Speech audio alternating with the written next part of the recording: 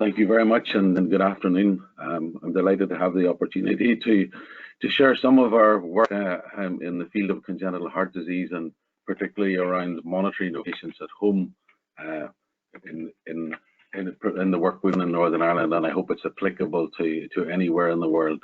I'm going to, I suppose, start by saying, first of all, what is home monitoring?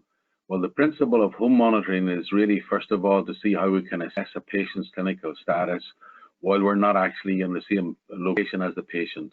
And the modern technology has given us the opportunity to do that in different areas of medicine, and particularly in cardiac medicine. There are lots of studies looking at adult patients with symptoms of heart failure and monitoring those remotely. Patients with implantable defibrillators who can download the information from their home to have the readings assessed at central cardiology units.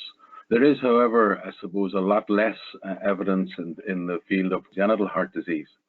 And we, in our work, look after children who are born with a congenital heart defect, many of those born with a major congenital heart defect. And the patients and families often spend many weeks, sometimes months, with us in the hospital.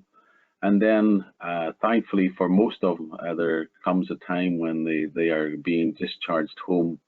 But that is a huge step for the families in that they've been used to the support of and the expertise in the hospital, all the monitoring that's available there.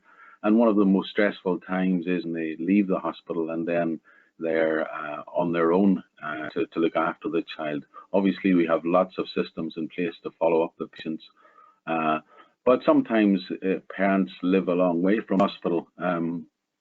That's true in Ireland, but it's even more true in countries very large geographical spreads as Australia or Canada. And so this kind of monitoring of the patients becomes more important as cardiac surgical services become more centralized and more distant from the patient's home.